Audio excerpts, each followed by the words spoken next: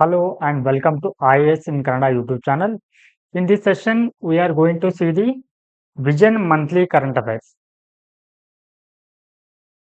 So, last 3 session ಅಲ್ಲಿ ನಾವು ಮೇ ತಿಂಗಳ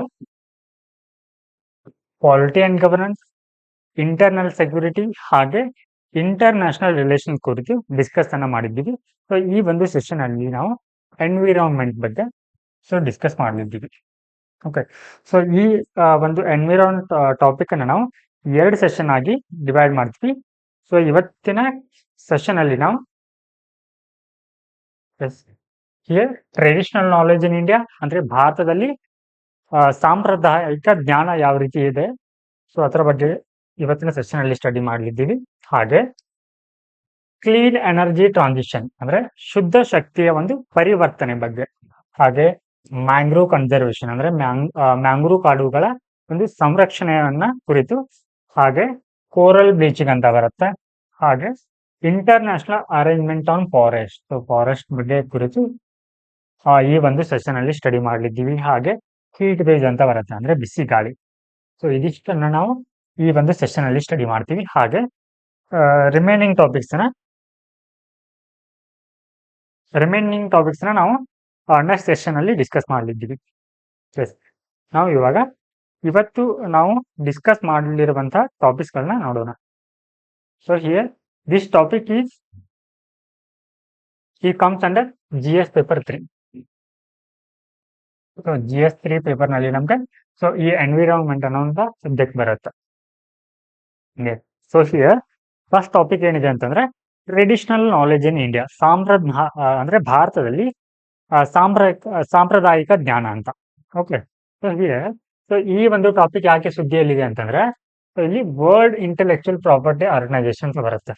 ಸೊ ಇವ್ರು ಏನ್ ಮಾಡಿದ್ದಾರೆ ಅಂತಂದ್ರೆ ಒಂದು ಟ್ರೀಟಿಯನ್ನು ಅಡಾಪ್ಟ್ ಮಾಡ್ಕೊಂಡಿದ್ದಾರೆ. ಯಾವ್ದಾದ್ರು ಟ್ರೀಟಿ ಅಂತಂದ್ರೆ treaty on intellectual property, generic resources and associated traditional knowledge. ಅಂದ್ರೆ ಬೌದ್ಧಿಕ ಒಂದು ಇಂಟೆಲೆಕ್ಚುಯಲ್ ಪ್ರಾಪರ್ಟಿ ಅಂತಂದ್ರೆ ಬೌದ್ಧಿಕ ಸ್ವತ್ತು ಅಥವಾ ಬೌದ್ಧಿಕ ಆಸ್ತಿ ಅಂತ ಕರಿತೀವಿ. ಹಾಗೆ ಜೆನೆಟಿಕ್ ರಿಸೋರ್ಸಸ್ ಬಗ್ಗೆ, ಹಾಗೆ ಅಸೋಸಿಯೇಟೆಡ್ ಮೀನ್ಸ್ ಸೊ ಇದಕ್ಕೆ ಸಂಬಂಧಿಸಿದಂತಹ ಒಂದು ಸಾಂಪ್ರದಾಯಿಕ ಜ್ಞಾನದ ಕುರಿತು ಒಪ್ಪಂದವನ್ನ ಅಳವಡಿಸಿಕೊಂಡಿದೆ. ಸೊ ಹೀಗಾಗಿ ಸೊ ಈ topic ಸುದ್ದಿಯಲ್ಲಿದೆ.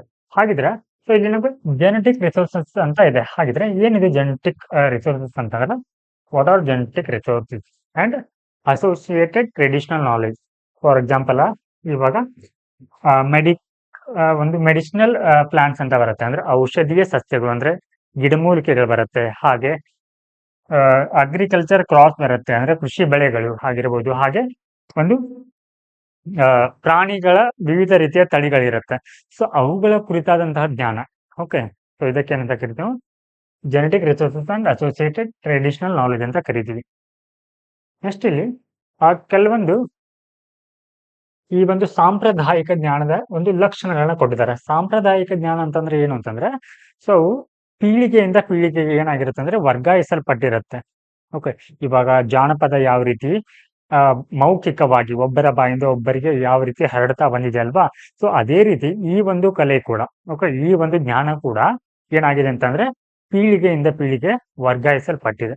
Okay, so here yes, so it is transmitted from one generation to other generation.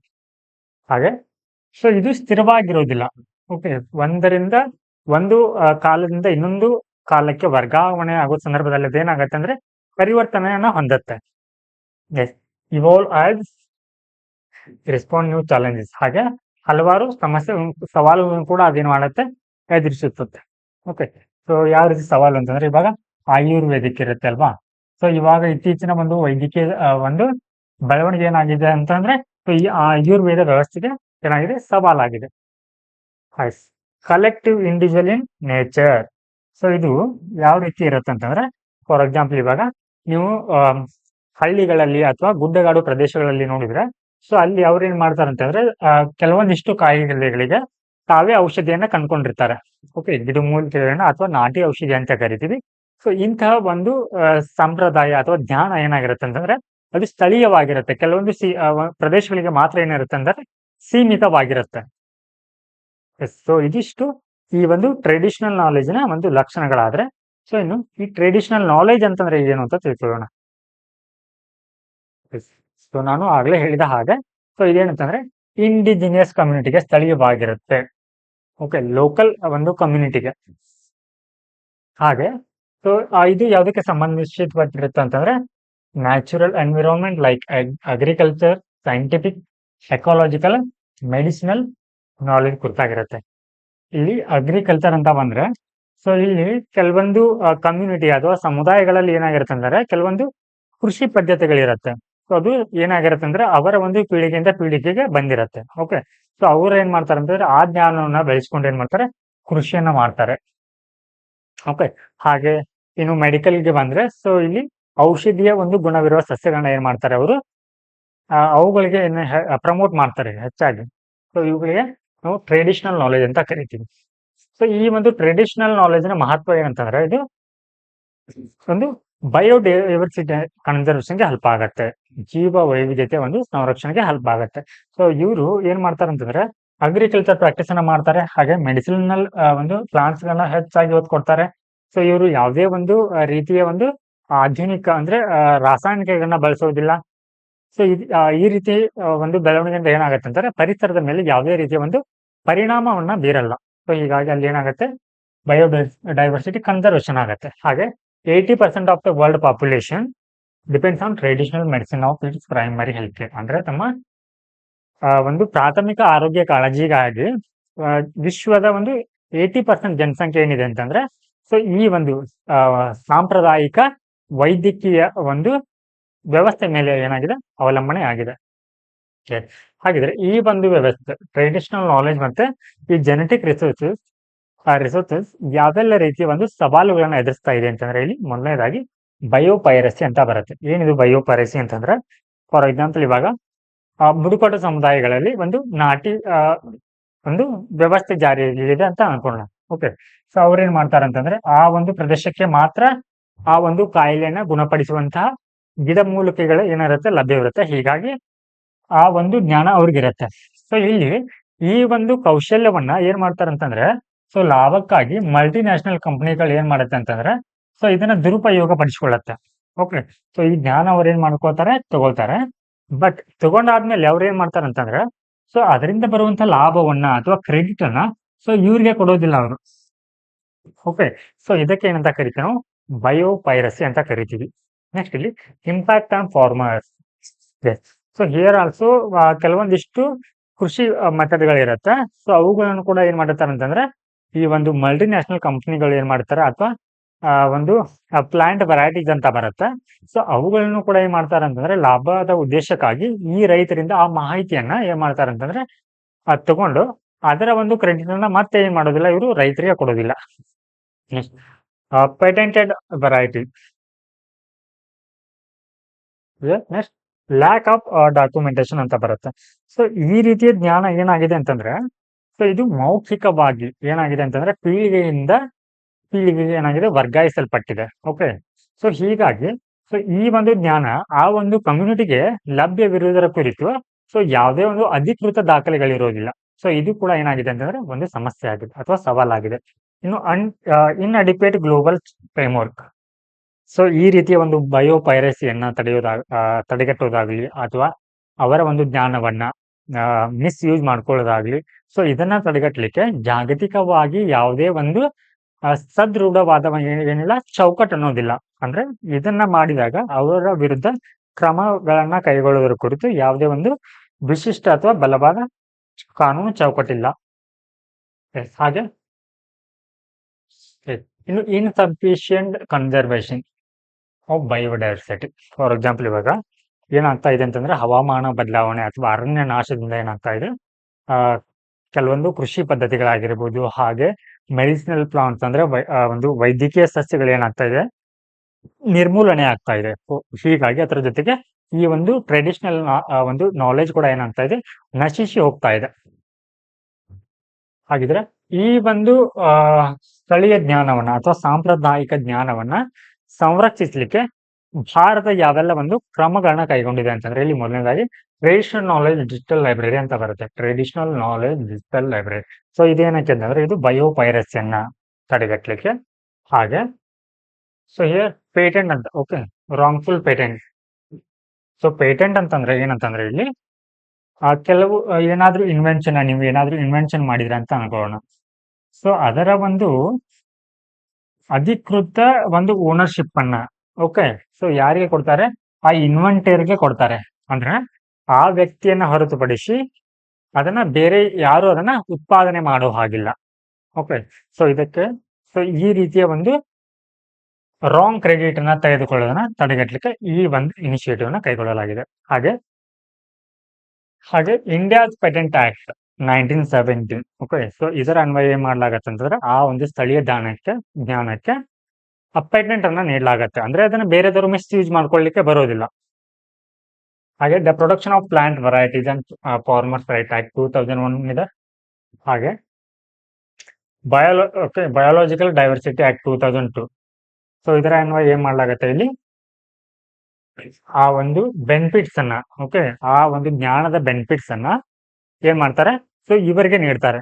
So ಇವರ ಹತ್ರ ಏನಿರುತ್ತೆ ಅಂತಂದ್ರೆ ಜ್ಞಾನ ಇರುತ್ತೆ, ಓಕೆ, ಆ ಜ್ಞಾನವನ್ನ ಸೊ ಅದನ್ನ ಲಾಭವಾಗಿ ಪರಿವರ್ತಿಸೋದು ಇವರಿಗೆ ಗೊತ್ತಿರೋದಿಲ್ಲ. ಸೊ ಇನ್ ಕೇಸ್ ಅವರು ಲಾಭವಾಗಿ ಬೇರೆ ಯಾರಾದ್ರೂ ಅದನ್ನ ಯೂಟಿಲೈಸ್ ಮಾಡ್ಕೊಂಡಿದ್ರೆ, ಓಕೆ, ಸೊ ಅದರ ಒಂದು ಸ್ವಲ್ಪ ಲಾಭಾಂಶವನ್ನ ಏನ್ ಮಾಡ್ಬೇಕಂತಂದ್ರೆ ಸೊ ಇವರಿಗೆ ವರ್ಗಾವಣೆ ಮಾಡ್ಬೇಕು. ಸೊ ಈ ಒಂದು ಕಾಯ್ದೆ ಅಡಿಯಲ್ಲಿ ಬಯೋಲಾಜಿಕಲ್ ಡೈವರ್ಸಿಟಿ ಆಕ್ಟ್. ಇಲ್ಲಿ ಫಾರೆಸ್ಟ್ ರೈಟ್ಸ್ ಆಕ್ಟ್ 2006 ಅಂತ ಬರುತ್ತೆ. ಸೊ ಈ ಒಂದು ಕಾಯ್ದೆ ಅನ್ವಯ rights over forest resources and traditional practice ಏನ್ ಮಾಡ್ಲಾಗತ್ತೆ ಇಲ್ಲಿ ಆ ಒಂದು ಕಮ್ಯುನಿಟಿಗೆ, ಓಕೆ, ಅಂದ್ರೆ ಅರಣ್ಯ ಹಕ್ಕುಗಳನ್ನ ಏನ್ ಮಾಡ್ಲಾಗತ್ತೆ? ಸೊ ಈ ಒಂದು ಸಮುದಾಯಕ್ಕೆ ನೀಡಲಾಗತ್ತೆ. ಹಾಗೆ geographical indications act 1999, okay, so here GI tag ಅಂತ ನೀಡಲಾಗತ್ತೆ. GI ಟ್ಯಾಗ್, ಓಕೆ, ಸೊ ಇದು ನಮಗೆ ಪ್ರಿಲಿಮ್ಸ್ ಪರ್ಸ್ಪೆಕ್ಟಿವ್ ಇಂಪಾರ್ಟೆಂಟ್ ಆಗುತ್ತೆ. ಸೊ ಏನಾಗುತ್ತೆ ಅಂದ್ರೆ ವರ್ಷದಲ್ಲಿ ಕೆಲವೊಂದು ವಸ್ತುಗಳಿಗೆ ಏನ್ ಮಾಡ್ಲಾಗತ್ತೆ ಅಂತಂದ್ರೆ ಆ ಒಂದು ವಸ್ತು ಏನಾದ್ರೂ ಜಿಯೋಗ್ರಫಿಕಲಿ ಸ್ಥಳೀಯವಾಗಿದ್ರೆ, ಓಕೆ, ಅದೇನಾದ್ರೂ ಇಂಪಾರ್ಟೆನ್ಸ್ ಅನ್ನು ಹೊಂದಿದ್ರೆ, ಓಕೆ, ಅಂತಹ ವಸ್ತುಗಳಿಗೆ ಏನ್ ಹೇಳ್ತಾರೆ ಅಂತಂದ್ರೆ ಈ ಜಿಯೋಗ್ರಫಿಕಲ್ ಭೌಗೋಳಿಕ ಸೂಚ್ಯಂಕವನ್ನ ನೀಡ್ತಾರೆ. ಸೊ ಅದೇ ರೀತಿ ಇಲ್ಲೂ ಕೂಡ ನೆಕ್ಸ್ಟ್ ಯುನೆಸ್ಕೋ ರಿಕಗ್ನಿಷನ್. ಸೊ ಇಲ್ಲಿ ಯೋಗ ಆಗಿರ್ಬೋದು, ಹಾಗೆ ಆಯುರ್ವೇದ, ಯುನಾನಿ ಇಂತಹ ವಸ್ತುಗಳನ್ನ ಏನ್ ಮಾಡ್ತಾರೆ ಅಂತಂದ್ರೆ ಸೊ ಇಲ್ಲಿ ಇನ್ಟ್ಯಾಂಜಿಬಲ್ ಹೆರಿಟೇಜ್ ಅಂತ ಗುರುತಿಸ್ತಾರೆ. ಸೊ ಇಲ್ಲಿ ಭಾರತದಲ್ಲಿ ಯೋಗವನ್ನ ಇನ್ಟ್ಯಾಂಜಿಬಲ್ ಕಲ್ಚರಲ್ ಹೆರಿಟೇಜ್ ಅಂತ ಏನ್ ಮಾಡಿದ್ದಾರೆ? ಘೋಷಣೆ ಮಾಡಿದ್ದಾರೆ.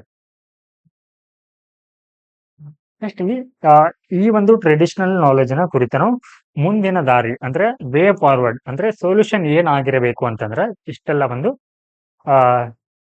ಕಾಂಟೆಕ್ಸ್ಟ್ ನಲ್ಲಿ ನಮ್ಗೆ so first year establishing agriculture research programmes and centre for X.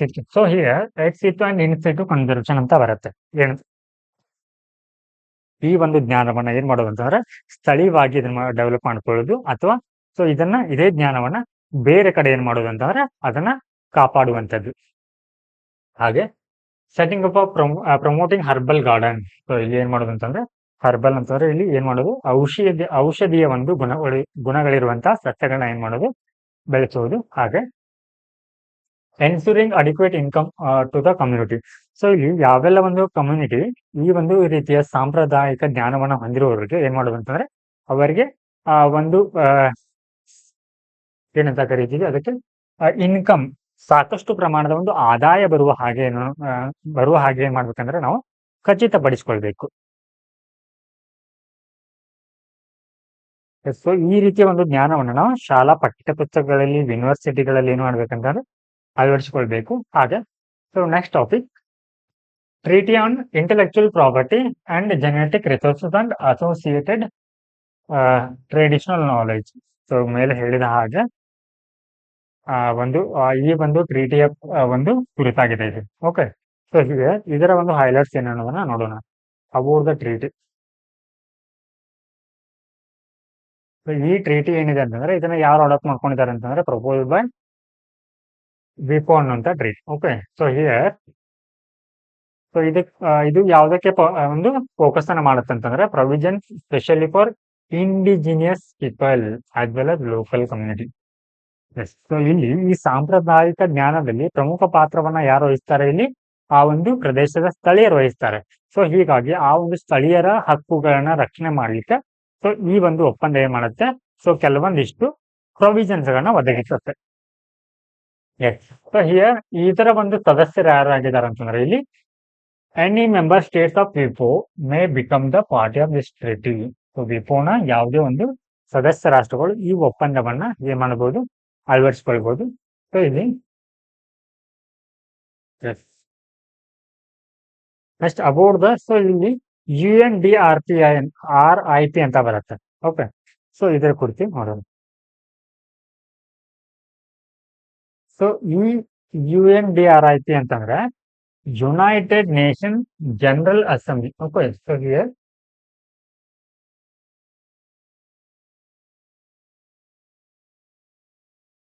S, UNDRIP ಅಂತಂದ್ರೆ United Nation Declaration on Rights of Indigenous People ಅಂತ. ಓಕೆ, ಸೊ ಇದರ ಕುರಿತು ನೋಡೋಣ. ಸೊ ಇದನ್ನ ಏನ್ ಮಾಡಿದಾರೆ ಅಂತಂದ್ರೆ ಯುನೈಟೆಡ್ ನೇಷನ್ ಜನರಲ್ ಅಸೆಂಬ್ಲಿ ಅಥವಾ UNG ಅವರು ಸೊ ಇದನ್ನ ಏನ್ ಮಾಡಿದಾರೆ, ಅಳವಡಿಸ್ಕೊಂಡಿದ್ದಾರೆ. ಸೊ ಇದು ಎದ್ರ ಕುರಿತಾಗಿ ಹೇಳತ್ತಂತಂದ್ರೆ ಆ ಒಂದು ಸ್ಥಳೀಯ ಜನರ ಒಂದು ಮಾನವ ಹಕ್ಕುಗಳ ಕುರಿತು ಸೊ ಈ ಒಂದು ಕಾಯ್ದೆ ಹೇಳತ್ತೆ. ಸೊ ಇದರ ಒಂದು ಪ್ರವಿಜನ್ಗಳು ಏನಂತಂದ್ರೆ ನಾನ್ ಬೈಂಡಿಂಗ್ ಅಂತ. ಸೊ ನಾನ್ ಬೈಂಡಿಂಗ್ ಅಂತ ಹೇಳಿದ್ರೆ ಇದು ಕಂಪಲ್ಸರಿ ಅಲ್ಲ. Okay, it is not mandatory ಅಂತ.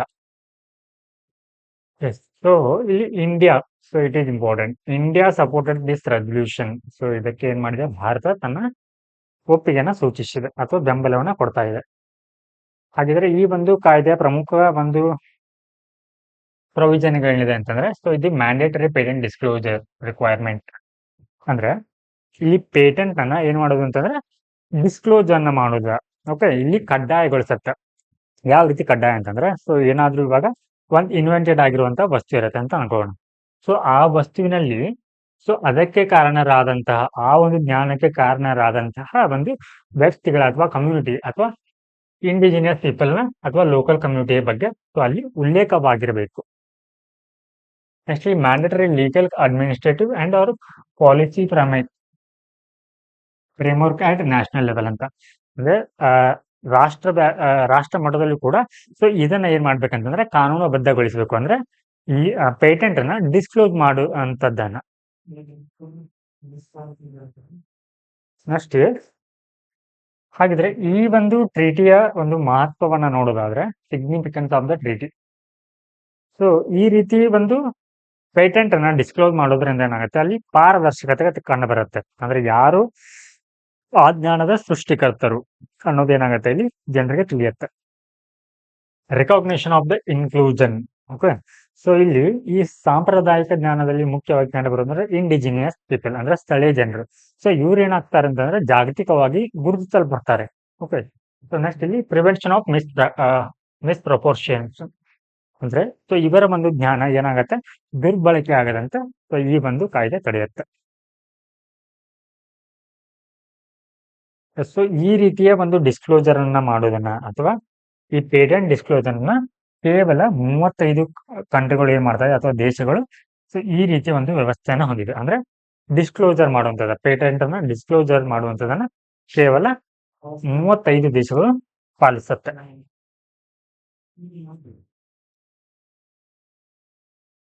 ಹಾಗೆ ಕರ್ಬಿಂಗ್ ಬಯೋಪೈರಸಿ ಆಗದಂತೆ ಏನ್ ಮಾಡುತ್ತೆ, ಇದು ತಡೆಯುತ್ತೆ. Next topic clean energy transition ಅಂತ ಬರುತ್ತೆ. ಕ್ಲೀನ್ ಎನರ್ಜಿ ಟ್ರಾನ್ಸಿಷನ್ ಕನ್ನಡದಲ್ಲಿ ಅಂತ ಕರಿತೀವಿ ಇದಕ್ಕೆ ಶುದ್ಧ ಇಂಧನ ಪರಿವರ್ತನೆ. ಶುದ್ಧ ಇಂಧನ ಪರಿವರ್ತನೆ ಅಂತಂದ್ರೆ ಇಲ್ಲಿ 2 type energy. First year renewable energy and next one non renewable energy. Okay, so ಇಲ್ಲಿ renewable energy and non renewable energy. So here ನಾವು ಏನ್ ಮಾಡೋದು ಅಂತಂದ್ರೆ ಇಲ್ಲಿ ನಾನ್ ರಿನ್ಯೂವೇಬಲ್ ಎನರ್ಜಿಯಿಂದ ರಿನ್ಯೂವೇಬಲ್ ಎನರ್ಜಿವರೆಗೆ ಓಕೆ ಏನ್ ಮಾಡೋದು, ಇಲ್ಲಿ ಪರಿವರ್ತನೆಯನ್ನು ಹೊಂದೋದು.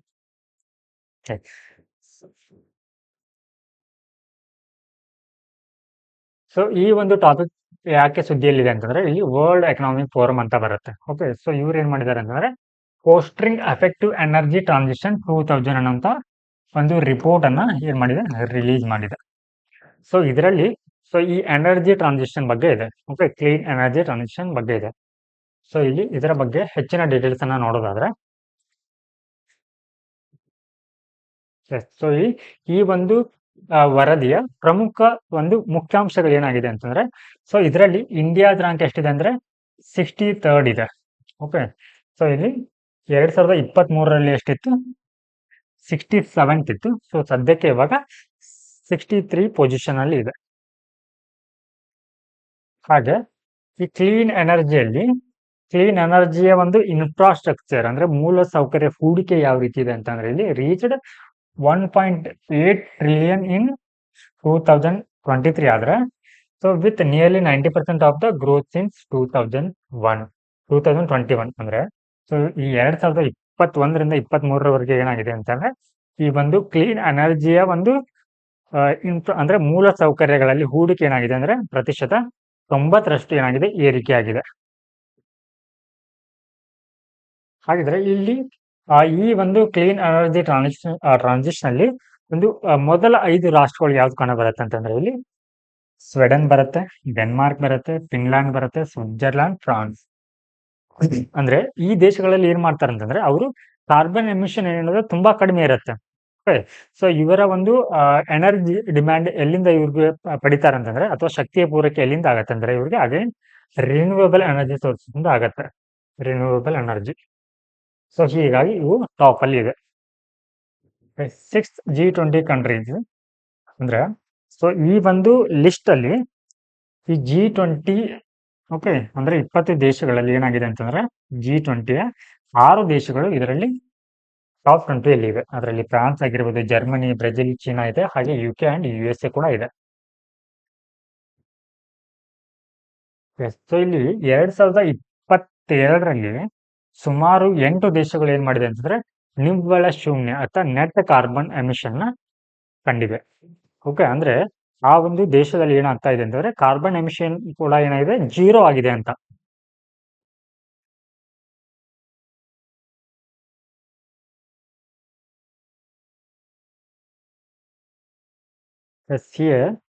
ಕ್ಲೀನ್ ಎನರ್ಜಿ ಟ್ರಾನ್ಸಿಷನ್ ಬಗ್ಗೆ ಹೆಚ್ಚಿನ ಮಾಹಿತಿಯನ್ನು ನೋಡೋದಾದ್ರೆ, ಇಲ್ಲಿ ಅಬೌಟ್ ಕ್ಲೀನ್ ಎನರ್ಜಿ ಟ್ರಾನ್ಸಿಷನ್ ಅಂತ ಇದೆ. ಸೊ ಅಂದ್ರೆ shifting energy production away from sources that release lot of green house gases. ಅಂದ್ರೆ ಯಾವ ಒಂದು ಮೂಲಗಳು, ಓಕೆ ಫಾರ್ ಎಕ್ಸಾಂಪಲ್ ಇವಾಗ ಕಲ್ಲಿದ್ದಲು ಅಂತ ಬರುತ್ತೆ ಅಂತ. ಸೊ ಕಲ್ಲಿದ್ದಲಿಂದ ನಾವು ವಿದ್ಯುತ್ ಶಕ್ತಿಯನ್ನ ಪಡೆಯುವಾಗ ಏನ್ ಮಾಡ್ತೀವಿ ಅಂತಂದ್ರೆ, ಎಲೆಕ್ಟ್ರಿಸಿಟಿ ಆರ್ ವಿದ್ಯುತ್. ಸೊ ಇಲ್ಲಿ ಪಡೆಯುವಾಗ ಏನಾಗುತ್ತೆ ಅಂತಾರೆ, ಇದು carbon dioxide, okay green house gases ಏನ್ ಮಾಡತ್ತೆ ಅಂತಂದ್ರೆ ಇಲ್ಲಿ ಎಮಿಟ್ ಮಾಡತ್ತೆ. ಓಕೆ, ಸೊ ಇದನ್ನ ಈ ರೀತಿಯ ಸೋರ್ಸ್ ಗಳನ್ನ ನಾವು ಏನ್ ಮಾಡೋದು ಅಂತಂದ್ರೆ, ದೂರ ಆಗಿ ಏನ್ ಮಾಡೋದು, ರಿನ್ಯೂವೇಬಲ್ ಎನರ್ಜಿ ಮೇಲೆ ಡಿಪೆಂಡ್ ಆಗೋದು. ರಿನ್ಯೂವೇಬಲ್ ಎನರ್ಜಿ ಅಂದ್ರೆ ಯಾವ ಬರುತ್ತೆ, ಇಲ್ಲಿ ಸೋಲಾರ್ ಬರುತ್ತೆ, ವಿಂಡ್ ಬರುತ್ತೆ, ಓಕೆ ಹೈಡ್ರೋಎಲೆಕ್ಟ್ರಿಕ್ ಪವರ್ ಬರುತ್ತೆ. ಸೊ ಇವುಗಳ ಮೇಲೆ ನಾವು ಡಿಪೆಂಡ್ ಆಗುವಂಥದ್ದು. ಓಕೆ, ಇದಕ್ಕೆ ಅಂತ ಕರಿತೀವಿ ಎನರ್ಜಿ ಟ್ರಾನ್ಸಿಷನ್ ಅಥವಾ ಶಕ್ತಿಯ ಪರಿವರ್ತನೆ ಅಂತ ಕರಿತೀವಿ, ಅಥವಾ ಇಂಧನ ಪರಿವರ್ತನೆ. ಸೊ ಹಿಯರ್, ಸೊ ಭಾರತದಲ್ಲಿ ನಾವು ಒಟ್ಟಾರೆಯಾಗಿ ಈ ಒಂದು ರಿನ್ಯೂವೇಬಲ್ ಎನರ್ಜಿ ಸೋರ್ಸಸ್ಗಳಿಂದ, ಓಕೆ ನವೀಕರಿಸಬಹುದಾದ ಒಂದು ಶಕ್ತಿಯ ಮೂಲಗಳಿಂದ ಎಷ್ಟೆಲ್ಲ ಪ್ರಮಾಣದ ಒಂದು ವಿದ್ಯುತ್ ಅನ್ನ ಪಡಿತೀವಿ ಅಂತಂದ್ರೆ, ಸೊ ಇಲ್ಲಿ ಸೋಲಾರ್ ಬರುತ್ತೆ, ಸೌರ ಮೂಲ, ಹಾಗೆ ಗಾಳಿಯಿಂದ, ಹಾಗೆ ಸಣ್ಣ ಒಂದು ಜಲ ವಿದ್ಯುತ್ ಮೂಲಗಳಿಂದ, ಹಾಗೆ ವೇಸ್ಟ್ ಎನರ್ಜಿಯಿಂದ, ಹಾಗೆ ಬಯೋಮಾಸ್ಗಳಿಂದ. ಸೊ ಹಿಯರ್ ಮೇಜರ್ ಕಾಂಟ್ರಿಬ್ಯೂಷನ್ ಯಾವ್ದ್ರಿಂದ ಆಗತ್ತೆ, ಇಲ್ಲಿ ಸೋಲಾರ್ ಪವರ್ ಇಂದ ಆಗತ್ತೆ. ಹಾಗೆ ನೆಕ್ಸ್ಟ್ 32% ನಮಗೆ ವಿಂಡ್ ಎನರ್ಜಿ. ಸೊ ಈ ಮೂಲದಿಂದ ನಾವು ವಿದ್ಯುತ್ ಶಕ್ತಿಯನ್ನು ಪಡಿತೀವಿ. ಹಾಗೆ ಅದರ ನೆಕ್ಸ್ಟ್ ಯಾವ್ದು ಕಂಡು ಬರುತ್ತೆ, ಇಲ್ಲಿ ನಮ್ಗೆ ಬಯೋಮಾಸ್, ಜೈವಿಕ ಇಂಧನ. ಓಕೆ, ಇದರಿಂದ 7% ವಿದ್ಯುತ್ ಶಕ್ತಿಯನ್ನು ಉತ್ಪಾದಿಸಲಾಗುತ್ತೆ. ಹಾಗೆ ಸ್ಮಾಲ್ ಹೈಡ್ರೋ ಪವರ್ ಇಂದ 3% ಇದೆ. ಹಾಗೆ ವೇಸ್ಟ್ ಟು ಎನರ್ಜಿ, ಓಕೆ ಕಸದಿಂದ ಏನ್ ಮಾಡ್ತೀವಿ ನಾವು ಕೂಡ, ಸೊ ಇಲ್ಲಿ ಶಕ್ತಿಯನ್ನು ಉತ್ಪಾದನೆ ಮಾಡ್ತೀವಿ, ಅದು ಕೂಡ 1% ಆಗಿದೆ. ಹಾಗಿದ್ರೆ ಈ ರೀತಿಯ ಒಂದು ಎನರ್ಜಿ ಟ್ರಾನ್ಸಿಷನ್, ಶಕ್ತಿಯ ಒಂದು ಪರಿವರ್ತನೆ ಮಾಡುವಲ್ಲಿ ಯಾವೆಲ್ಲ ರೀತಿಯ ಒಂದು ಸವಾಲುಗಳನ್ನ ಎದುರಿಸ್ತಾ ಇದೀವಿ ಅಂತಂದ್ರೆ, ಇಲ್ಲಿ ಫಸ್ಟ್ ಒನ್ ಹೂಡಿಕೆ. ಓಕೆ, ಸೊ ಇಲ್ಲಿ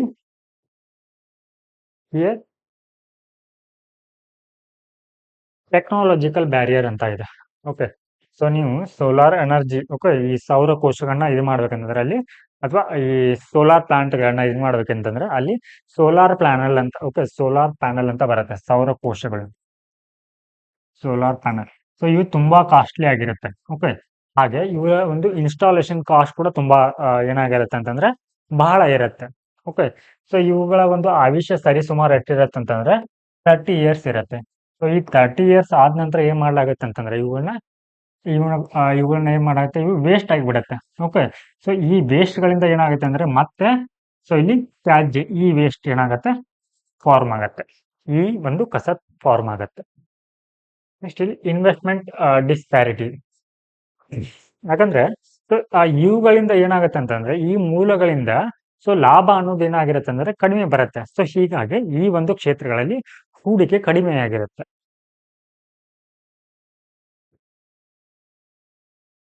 next uncertainties in subsidy and supply chain.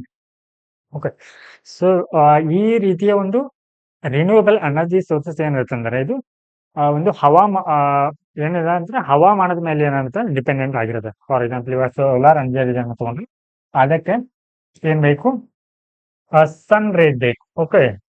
Okay. Wind ಅಂತ ತಗೊಂಡ್ರೆ ಅದು ಕೇವಲ ಗಾಳಿ ಎಲ್ಲಿ ಬೀಸತ್ತಲ್ವಾ ಅಂತಹ ಒಂದು ಪ್ರದೇಶಗಳಲ್ಲಿ ಏನಾಗುತ್ತೆ ಅಂದ್ರೆ ಮಾತ್ರ ವರ್ಕ್ ಆಗತ್ತೆ. ಸೊ ಹೀಗಾಗಿ ಇದು ನಿರಂತರವಾಗಿ ವಿದ್ಯುತ್ ಅನ್ನ ಬದುಕಿಸೋದಿಲ್ಲ. ಸೊ ಹೀಗಾಗಿ ಇದು ಒಂದು ಸಪ್ಲೈ ಚೈನ್ಗೆ ಏನಾಗಿದೆ ಅಂತಂದ್ರೆ ಅದು ಸ್ಥಿರವಾಗಿರುವುದಿಲ್ಲ. ಓಕೆ. ಹಾಗೆ ಸೊ ಇಲ್ಲಿ ಅನ್ಸರ್ಟನಿಟಿ ಇನ್ ಸಬ್ಸಿಡಿ. ಸೊ ಇಲ್ಲಿ ಇವುಗಳ ಕುರಿತು ಸಬ್ಸಿಡಿಯನ್ನು ಕೂಡ ಏನ್ ಮಾಡುತ್ತೆ, ಇಲ್ಲಿ ಸ್ಥಿರವಾಗಿರುವುದಿಲ್ಲ. ಹಾಗೆ ಎನರ್ಜಿ ಸ್ಟೋರೇಜ್ ಲಿಮಿಟೇಷನ್. ಸೊ ಇವುಗಳನ್ನ ಸ್ಟೋರೇಜ್ ಮಾಡ್ಲಿಕ್ಕೆ ಬ್ಯಾಟ್ರಿಗಳು ಬೇಕಾಗತ್ತೆ, ಎನರ್ಜಿನ ಸ್ಟೋರೇಜ್ ಮಾಡ್ಲಿಕ್ಕಿದ್ರೆ. ಹಾಗೆ effective affordable energy storage solution are crucial. Next one. So ಇದಕ್ಕೆ ವೇ ಫಾರ್ವರ್ಡ್ ನಲ್ಲಿ ನಾವೇನ್ ಬರಿಬಹುದು ಅಂತಂದ್ರೆ ಬ್ರಿಡ್ಜ್ ದ ಇನ್ವೆಸ್ಟ್ಮೆಂಟ್, ಅಂದ್ರೆ ಹೂಡಿಕೆಯನ್ನು ಹೆಚ್ಚಿಸಬೇಕು, ಅಂದ್ರೆ ಆ ಅಂತರವನ್ನ ಕಡಿಮೆಗೊಳಿಸಬೇಕು.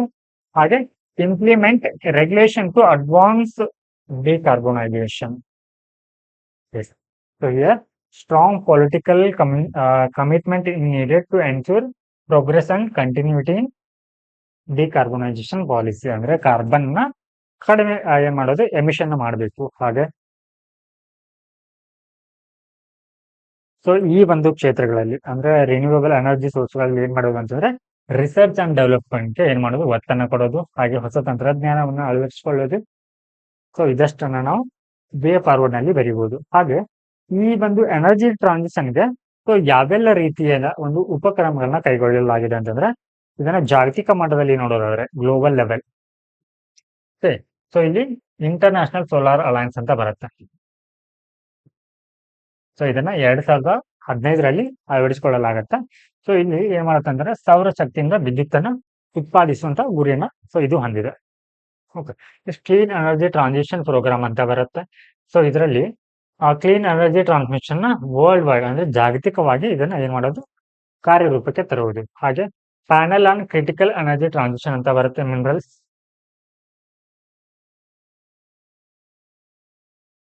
ಸೊ ಇದನ್ನ ಜಾಗತಿಕ ಮಟ್ಟದಲ್ಲಿ ಈ ಒಂದು ರೀತಿಯ ಉಪಕ್ರಮವನ್ನು ಕೈಗೊಂಡಿದ್ದೀವಿ. ಹಾಗೆ ಭಾರತದ ಮಟ್ಟದಲ್ಲಿ ಆದ್ರೆ ನ್ಯಾಷನಲ್ ಸೋಲಾರ್ ಮಿಷನ್ ಅಂತ ಇದೆ. ಹಾಗೆ national electric mobility mission plan ಅಂತ ಇದೆ. ಗ್ರೀನ್ ಎನರ್ಜಿ ಕಾರಿಡಾರ್ ಪ್ರಾಜೆಕ್ಟ್ ಇದೆ. ಹಾಗೆ ನ್ಯಾಷನಲ್ ಬಯೋ ಫ್ಯೂಯಲ್ ಪಾಲಿಸಿ ಅಂತ ಉಪಕ್ರಮಗಳನ್ನ ಕೂಡ ಏನ್ ಮಾಡಿದೀವಿ ಅಂತಂದ್ರೆ ಈ ಒಂದು ಎನರ್ಜಿ ಟ್ರಾನ್ಸಿಷನ್ ಗೆ ಅಳವಡಿಸಿಕೊಂಡಿದ್ದೀವಿ.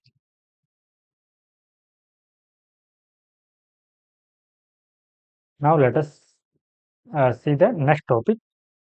Here ಮ್ಯಾಂಗ್ರೋವ್ ಕನ್ಸರ್ವೇಷನ್ ಬಗ್ಗೆ ಇದೆ. Mangrove conservation. ಓಕೆ. ಮ್ಯಾಂಗ್ರೋವ್ ಕಾಡುಗಳ ಒಂದು ರಕ್ಷಣೆ ಅಂತ.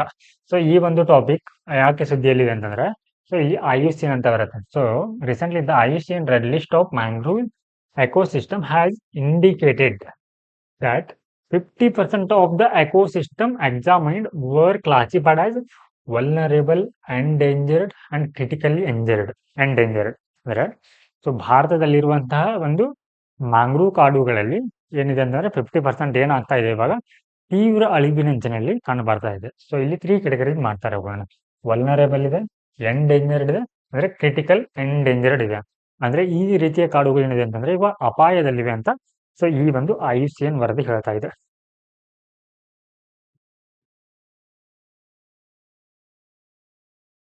ಸೊ ಇಲ್ಲಿ ಈ ಮ್ಯಾಂಗ್ರೋವ್ ಕಾಡುಗಳು ಎಲ್ಲಿ ಕಂಡು ಬರುತ್ತಂದ್ರೆ the mangrove ecosystem of south, ಅಂದ್ರೆ ಅಪಾಯಗಳು ಎಲ್ಲಿ ಕಂಡು ಬರುತ್ತಂದ್ರೆ ಸೌತ್ ಇಂಡಿಯಾದಲ್ಲಿ, Sri Lanka and Maldives and north west Atlantic were identified critically endangered.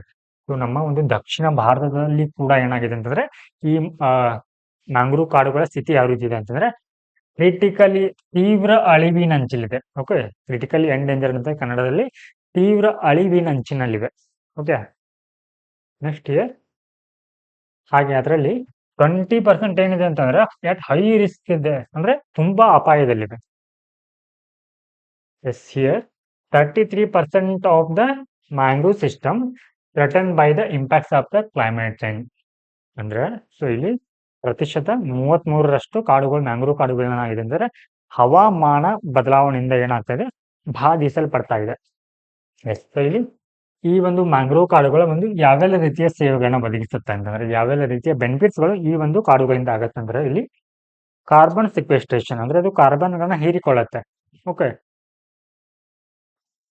So here some ಡೇಟಾವನ್ನ ಕೊಟ್ಟಿದ್ದಾರೆ ಏನಂತಂದ್ರೆ 5% of the mangrove will B last globally.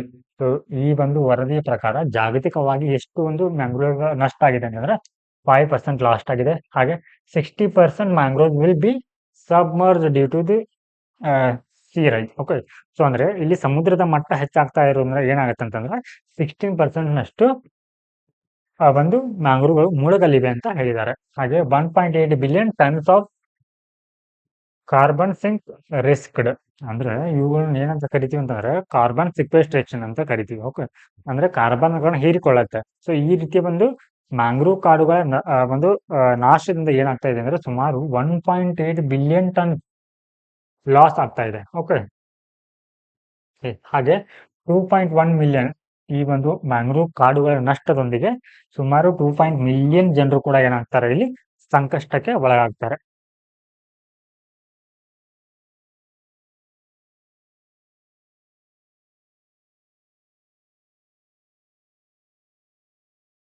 ಹಾಗಿದ್ರೆ ಇದು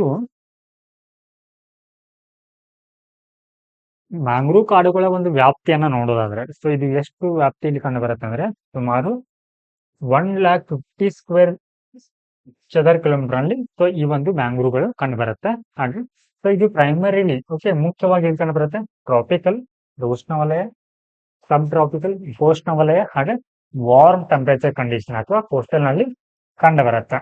ಓಕೆ, ಸೊ ಇಲ್ಲಿ 50% ಮೇಜರ್ ಎಲ್ಲಿ ಕಂಡು ಬರುತ್ತೆ, ಇದು ಕೋಸ್ಟಲ್ ಕರಾವಳಿ ತೀರದಲ್ಲಿ ಎಷ್ಟು ಕಂಡು ಬರುತ್ತೆ, ಜಾಗತಿಕವಾಗಿ 15% ಈ ಒಂದು ಮ್ಯಾಂಗ್ರೋವ್ ಕಾಡುಗಳು ಕಂಡು ಬರುತ್ತೆ. ಕಾರ್ಬನ್ ಸಿಕ್ವೆಸ್ಟ್ರೇಷನ್ ಅಂತಂದ್ರೆ ಅದು ಏನ್ ಮಾಡುತ್ತೆ, ಕಾರ್ಬನ್ ನ ಹೀರಿಕೊಳ್ಳುತ್ತೆ. ಸೊ ಎಷ್ಟು ಕೊಟ್ಟಿದ್ದಾರೆ ಇಲ್ಲಿ, ಅಪ್ರಾಕ್ಸಿಮೇಟ್ಲಿ ಸೊ 11 ಬಿಲಿಯನ್ ಅಷ್ಟು ಕಾರ್ಬನ್ ನ ಹೀರಿಕೊಳ್ಳುತ್ತೆ.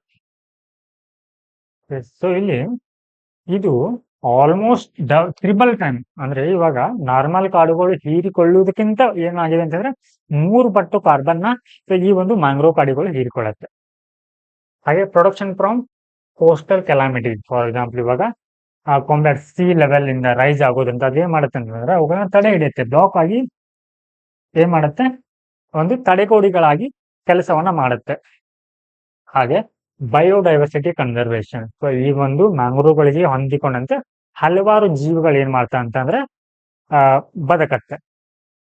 ಅಷ್ಟಲ್ಲಿ ಈ ಒಂದು ಮ್ಯಾಂಗ್ರೋವ್ ಕಾಡುಗಳಿಗೆ ಯಾವೆಲ್ಲ ರೀತಿಯ ಒಂದು ಅಪಾಯಗಳು ಕಂಡು ಬರುತ್ತೆ ಅಂತಂದ್ರೆ ಇಲ್ಲಿ ಕ್ಲೈಮೇಟ್ ಚೇಂಜ್, ಹವಾಮಾನ ಬದಲಾವಣೆ ಇಲ್ಲಿ ಸೊ ಇದಕ್ಕೆ ಒಂದು ಮುಖ್ಯ ಅಪಾಯವಾಗಿದೆ ಅಂತ ಹೇಳ್ಬೋದು. ಯಾವ ರೀತಿ ಅಂತಂದ್ರೆ ಇಲ್ಲಿ severe storms and sea level rise. So ಇಲ್ಲಿ ಒಂದು ಅತಿಯಾದ ಸ್ಟಾರ್ಮ್ ಅಥವಾ ಸೊ ಇಲ್ಲಿ ಒಂದು ಚಂಡಮಾರುತಗಳಾಗಿರಬಹುದು ಅಥವಾ ಸಮುದ್ರದ ಮಟ್ಟ ಏರಿಕೆ ಆಗೋದ್ರಿಂದ ಇವುಗಳ ಒಂದು ನಾಶವಾಗುತ್ತೆ. ಹಾಗೆ ಡೆವಲಪ್ಮೆಂಟ್ ರಿಲೇಟೆಡ್ ಆಕ್ಟಿವಿಟಿ, ಸೊ ಇಲ್ಲಿ ನಗರೀಕರಣದಿಂದಾಗಿ ಏನಾಗ್ತಾ ಇದೆ ಅಂತಂದ್ರೆ ಅಥವಾ ಒಂದು ಅಭಿವೃದ್ಧಿ ಯೋಜನೆಗಳಾದಂತಹ ಡ್ಯಾಮ್ಗಳ ನಿರ್ಮಾಣ ಆಗಿರಬಹುದು ಅಥವಾ ಸೇತುಗಳ ನಿರ್ಮಾಣಕ್ಕಾಗಿ ಸೊ ಏನ್ ಮಾಡ್ಲಾಗುತ್ತೆ, ಇಲ್ಲಿ ಅರಣ್ಯವನ್ನ ನಾಶ ಮಾಡ್ಲಾಗುತ್ತೆ. ಸೊ ಆ ಒಂದು ಅರಣ್ಯದಲ್ಲಿ ಈ ಮ್ಯಾಂಗ್ರೋವ್ ಕಾಡುಗಳು ಕೂಡ ಬರುತ್ತೆ. ಸೊ ಹೀಗಾಗಿ ಇದು ಒಂದು ಥ್ರೆಟ್ ಆಗಿದೆ ಅಂತ ಹೇಳ್ಬೋದು.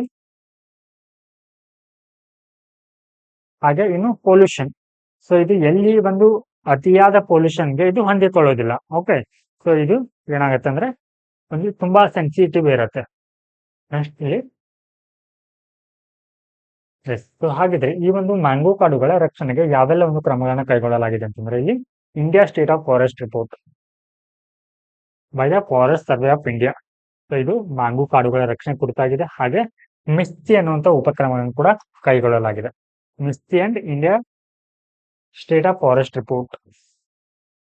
ಸೊ ಇವುಗಳನ್ನ ಒಂದು ಇನಿಷಿಯೇಟಿವ್ ಆಗಿ ತಗೊಂಡಿದ್ದೀವಿ. ಹಾಗೆ ಮ್ಯಾಜಿಕಲ್ ಮ್ಯಾಂಗ್ರೋವ್ ಕ್ಯಾಂಪೇನ್ ಅಂತ ಒಂದು ಇನಿಷಿಯೇಟಿವ್ ಅನ್ನ ಯಾರು ಕೈಗೊಂಡಿದ್ದಾರೆ ಇಲ್ಲಿ? WWF ಅನ್ನುವಂಥವ್ರು. ಹಾಗೆ ಇನ್ನು ವೇ ಫಾರ್ವರ್ಡ್ ನಲ್ಲಿ, ಓಕೆ, ಮುಂದಿನ ದಾರಿಯಲ್ಲಿ ನಾವು ಏನು ಹೇಳ್ಬೋದು ಅಂತಂದ್ರೆ ಈ ಒಂದು ಟಾಪಿಕ್ ಕುರಿತಾಗಿ ಲೀಗಲ್ ಅಂಡ್ ಪಾಲಿಸಿ ಮೆಜರ್ಸ್. ಈ ಒಂದು ಅಸ್ತಿತ್ವದಲ್ಲಿರುವ ಒಂದು ಏನಂತಂದ್ರೆ ಕಾನೂನುಗಳನ್ನ ಏನ್ ಮಾಡ್ಬೇಕು ಇಲ್ಲಿ ಬಲಪಡಿಸಬೇಕು. ಓಕೆ, ಸೊ ಯಾವ ಕಾನೂನು ಬರುತ್ತೆ ಇವಾಗ? ಇಂಡಿಯನ್ ಫಾರೆಸ್ಟ್ ಆಕ್ಟ್ 1927 ಇದೆ. ಎನ್ವಿರಾನ್ಮೆಂಟಲ್ ಇಂಪ್ಯಾಕ್ಟ್ ಅಸೆಸ್ಮೆಂಟ್ ಅಂತ ಬರುತ್ತೆ 1986. ಹಾಗೆ ಫಾರೆಸ್ಟ್ ಕನ್ಸರ್ವೇಷನ್ ಆಕ್ಟ್ 1980 ಅಂತ ಇದೆ. ಸೊ ಈ ಒಂದು ಕಾಯ್ದೆ ಅಡಿಯಲ್ಲಿ ಏನ್ ಮಾಡ್ಬೇಕಂದ್ರೆ ಇವುಗಳನ್ನ ಸಂರಕ್ಷಿಸಬೇಕಾಗಿದೆ. ಹಾಗೆ ಮ್ಯಾಂಗ್ರೋವ್ಗಳನ್ನ ಕನ್ಸರ್ವೇಷನ್ ಯಾವ ರೀತಿ ಅಂದ್ರೆ ಅವುಗಳನ್ನ ರೀಸ್ಟೋರೇಷನ್ ಮಾಡಬೇಕಾಗಿದೆ, ಅವುಗಳನ್ನ ಬೆಳೆಸಬೇಕಾಗಿದೆ. ಹಾಗೆ regulation of wetland soil elevation. Okay, so ಇಲ್ಲಿ ಜೌಗು ಪ್ರದೇಶಗಳಂತ ಬರುತ್ತೆ. ಓಕೆ, ಸೊ ಈ ಜೌಗು ಪ್ರದೇಶಗಳನ್ನ ಏನ್ ಮಾಡ್ಬೇಕಂದ್ರೆ ಸಂರಕ್ಷಿಸಬೇಕು. ಇದಕ್ಕೆ ಹೊಂದಿಕೊಂಡಂತೆ ಏನಾಗುತ್ತೆ ಅಂದ್ರೆ ಮ್ಯಾಂಗ್ರೋವ್ ಕಾಡುಗಳು ಬೆಳೆಯುತ್ತೆ.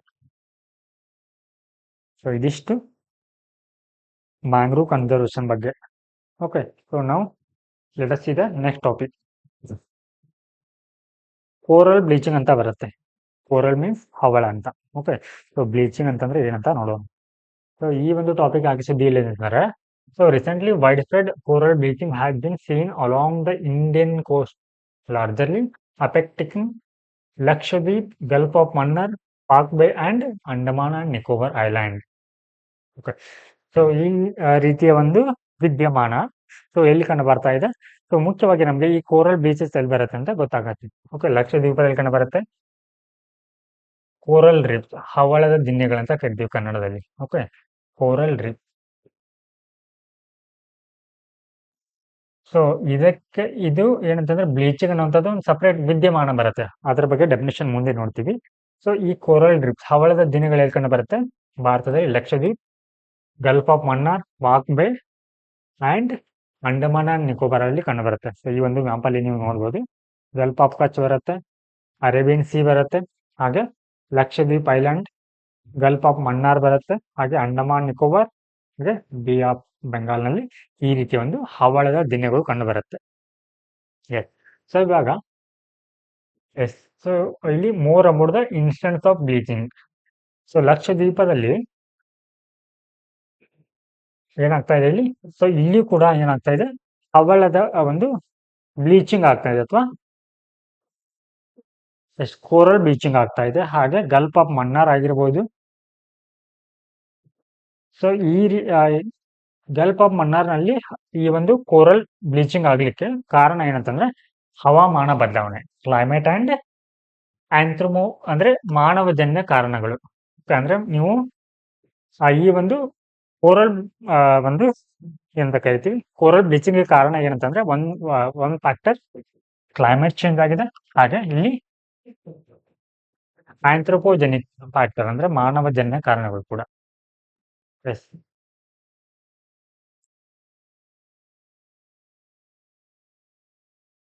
ಈ ಒಂದು ಕೋರಲ್ ಬಗ್ಗೆ ತಿಳ್ಕೊಳ್ಳೋದಾದ್ರೆ ಏನಿದೆ ಕೋರಲ್ ಅಂತಂದ್ರೆ ಹವಳ, ಕನ್ನಡದಲ್ಲಿ ಹವಳ ಅಂತ ಕರಿತೀವಿ. ಈ ಹವಳ ಹೇಗಿರತ್ತೆ ಅಂತಂದ್ರೆ, ಸೊ ಇದರಲ್ಲಿ ಒಂದು ಪ್ರಾಣಿ ಇರತ್ತೆ, ಸೊ ಇನ್ನೊಂದು ಸಸ್ಯ ಇರುತ್ತೆ.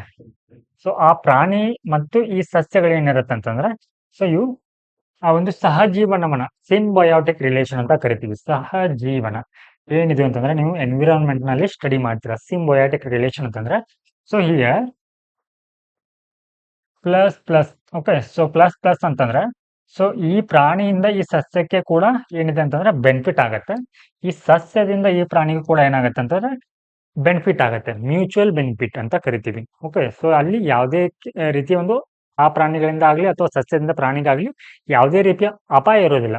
Okay, so here is species form due to symbiotic relationship between the polyps ಅನ್ನುವಂತ ಇದು ಪ್ರಾಣಿ. ಓಕೆ, ಸೊ ಪ್ರಾಣಿ ಅಂತ ಹೇಳಿದ್ದಲ್ವಾ, ಈ ಪಾಲಿಪ್ಸ್ ಅನ್ನೋದು ಒಂದು ಪ್ರಾಣಿ ಆದ್ರೆ ಸೊ ಈ ಜೂಗ್ ಜಾಂತೆಲ ಅಂತ ಬರುತ್ತೆ. ಸೊ ಇದು ರೀತಿ ಒಂದು ಪ್ರಾಣಿ ಅಥವಾ ಆಲ್ಗೆ ಆಗಿರುತ್ತೆ. ಸೊ ಇವುಗಳು ಏನಿರುತ್ತೆ ಅಂದ್ರೆ ಒಟ್ಟಿಗೆ ಏನ್ ಮಾಡುತ್ತೆ ಅಂದ್ರೆ ಹೊಂದಿಕೊಂಡು ಬಾಳುತ್ತೆ.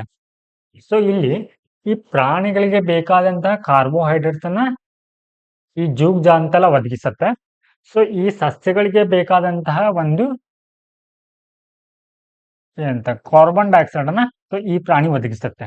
ಸೊ ಈ ರೀತಿ ಅದು ಏನಾಗಿದೆ ಅಂದ್ರೆ ಸಿಂಬಯೋಟಿಕ್ ರಿಲೇಷನ್ ಅಲ್ಲಿ ಬದುಕತ್ತೆ. ಹಾಗಿದ್ರೆ ಇವುಗಳ ಬೆಳವಣಿಗೆಗೆ ಎಷ್ಟು ಟೆಂಪರೇಚರ್ ಬೇಕಂದ್ರೆ 23 to 29 ಡಿಗ್ರಿ ಸೆಲ್ಸಿಯಸ್ ಬೇಕು. ಹಾಗೆ ಸೊ ಇಲ್ಲಿ ಸಾಕಷ್ಟು ಪ್ರಮಾಣದ ಏನ್ ಬೇಕಂತಂದ್ರೆ ಸನ್ಲೈಟ್ ಬೇಕಾಗತ್ತೆ.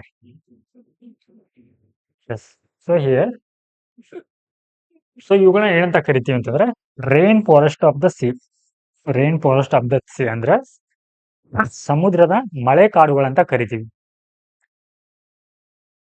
ಸೊ ಇಲ್ಲಿ ಒಂದು ಕೋರಲ್ ಬ್ಲೀಚಿಂಗ್ ಏನಂತ ಡೆಫಿನೇಷನ್ ಏನಂತಂದ್ರೆ sustained increase in the surface temperature. ಸಾಗರದ ಟೆಂಪರೇಚರ್ ಇನ್ಕ್ರೀಸ್ ಆದರೆ ಕಾದಿಸ್ the zooxanthellae which provide pigmentation and 90% of the coral nutrient. Okay, so ಇಲ್ಲಿ ಜುಗ್ಜಾಂತೆಲಾ ಏನ್ ಮಾಡುತ್ತೆ ಅಂತಂದ್ರೆ ಸೊ ಈ ಒಂದು ಈ ಪ್ರಾಣಿ ಓಕೆ ಈ ಪಾಲಿಪ್ಗೆ ಏನ್ ಮಾಡುತ್ತೆ ಅಂತಂದ್ರೆ 90% ಅಷ್ಟು ಏನ್ ಮಾಡುತ್ತೆ ಅಂದ್ರೆ ಪೋಷಕಾಂಶಗಳನ್ನ ಒದಗಿಸುತ್ತೆ. Okay, live their host resulting in the whitening of corals now at the coral bleaching. ಅಂದ್ರೆ ಸೊ ಇಲ್ಲಿ ಆ ಒಂದು ಸಾಗರದ ಟೆಂಪರೇಚರ್ ಜಾಸ್ತಿ ಆಗಿ ಏನಾಗುತ್ತೆ ಅಂತಂದ್ರೆ ಇಲ್ಲಿ ಈ ಒಂದು ಪಾಲಿಪ್ಸ್ ಆಗಿರ್ಬೋದು ಹಾಗೆ ಈ ಜೂಜಾಂತಲ್ ಅಂತ ಇರುತ್ತಲ್ವಾ. ಸೊ ಇಲ್ಲಿ ಟೆಂಪರೇಚರ್ ಜಾಸ್ತಿ ಆಗಿರೋದ್ರಿಂದ ಏನಾಗುತ್ತೆ ಅಂತಂದ್ರೆ ಸೊ ಈ ಜೂಜಾಂತಲನ್ನ ಏನ್ ಮಾಡುತ್ತೆ ಇದು ಸಪರೇಟ್ ಮಾಡಿಬಿಡುತ್ತೆ. ಓಕೆ, ಈ ಸಸ್ಯ ಅವಾಗ ಪ್ರತ್ಯೇಕ ಆಗತ್ತೆ. ಓಕೆ, ಅವಾಗ ಸಪರೇಟ್ ಆಗೋದ್ರಿಂದ ಈ ಒಂದು ಪಾಲಿಪ್ಸ್ ಓಕೆ ಈ ಪ್ರಾಣಿ ಯಾವ ರೀತಿ ಕಾಣುತ್ತೆ ಅಂದ್ರೆ ಬಿಳಿಯಾಗಿ ಕಾಣುತ್ತೆ. ಓಕೆ, ವೈಟ್ನಿಂಗ್ ಅಂದ್ರೆ ವೈಟಿಶ್ ಕಲರ್ ಕಾಣುತ್ತೆ. ಸೊ ಈ ಒಂದು ವಿದ್ಯಮಾನಕ್ಕೆ ಏನಂತ ಕರಿತೀವಿ ಅವಾಗ ಅದು ಬಿಳಿಯಾಗಿ ಕಾಣುತ್ತೆ. ಓಕೆ, ಸೊ ಈ ಸಸ್ಯವನ್ನ ಹೊರ ಹಾಕಿದ ನಂತರ ಅದು ಬಿಳಿಯಾಗಿ ಕಾಣುತ್ತೆ. ಸೊ ಹೀಗಾಗಿ ಅದಕ್ಕೆ ನಾವೇನಂತ ಕರಿತೀವಿ ಕೋರಲ್ ಬ್ಲೀಚಿಂಗ್ ಅಂತ ಕರಿತೀವಿ.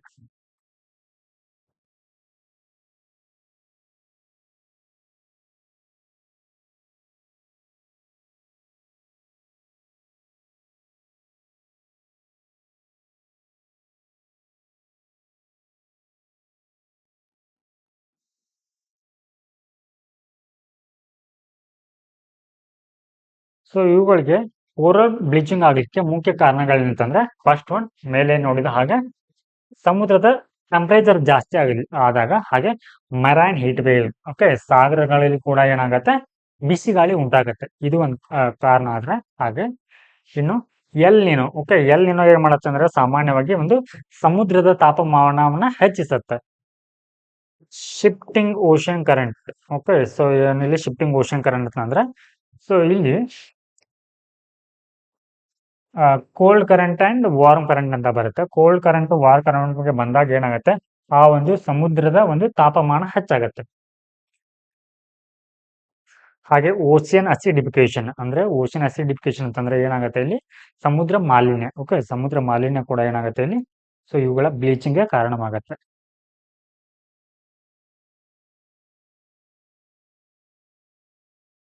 ಹಾಗಿದ್ರೆ ಈ ಒಂದು ಕೋರಲ್ಸ್ಗಳ ರಕ್ಷಣೆಗೆ ಭಾರತದಲ್ಲಿ ಯಾವೆಲ್ಲ ಒಂದು ಕ್ರಮಗಳನ್ನ ಅಥವಾ ಇನಿಷಿಯೇಟಿವ್ ನ ಕೈಗೊಳ್ಳಲಾಗಿದೆ ಅಂತಂದ್ರೆ ಇಲ್ಲಿ coral regulation zone notification of 1991 ಅಂತ ಬರುತ್ತೆ. ಹಾಗೆ coral reef recovery project Mithapur ಅಂತ ಬರುತ್ತೆ. ಹಾಗೆ geological survey of India with the Gujarat forest department successfully restored coral reefs at the gulf of Kutch.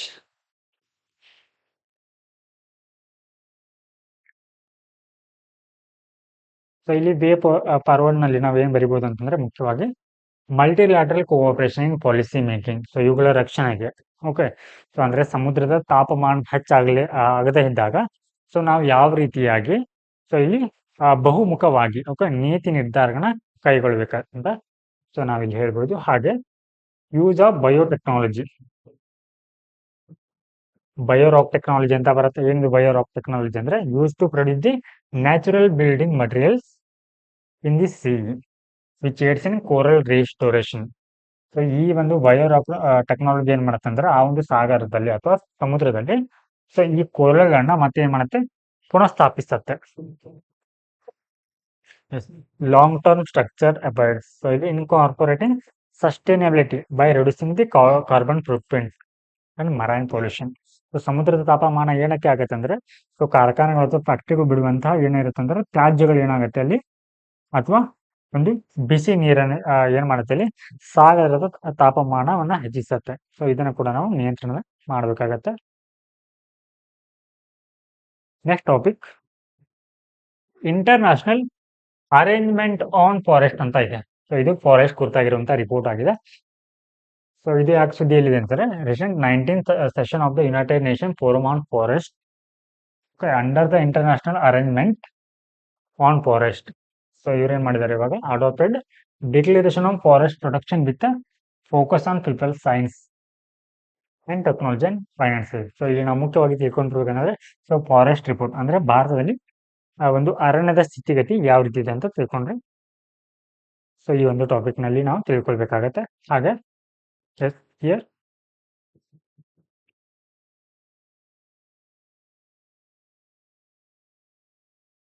So ಕೆಲವೊಂದು ಇಲ್ಲಿ ಸ್ಟ್ಯಾಟಿಕ್ಸ್ ಅನ್ನ ಕೊಟ್ಟಿದ್ದಾರೆ, ಅಂಕಿಅಂಶಗಳನ್ನ ಕೊಟ್ಟಿದ್ದಾರೆ.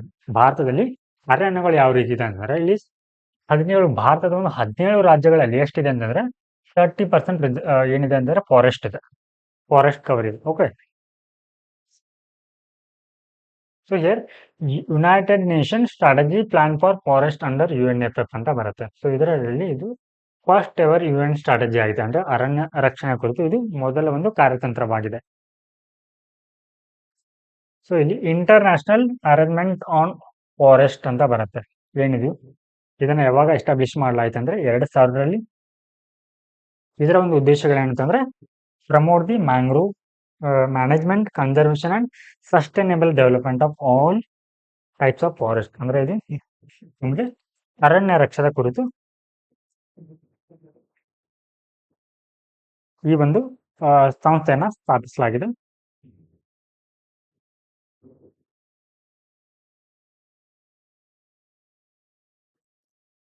ಎಷ್ಟು ಸೊ ಈ ಒಂದು ಟಾಪಿಕ್ ನಲ್ಲಿ ಸ್ಟ್ಯಾಟಿಕ್ಸ್ ಮಾತ್ರ ನಮಗೆ ಇಂಪಾರ್ಟೆಂಟ್ ಆಗುತ್ತೆ.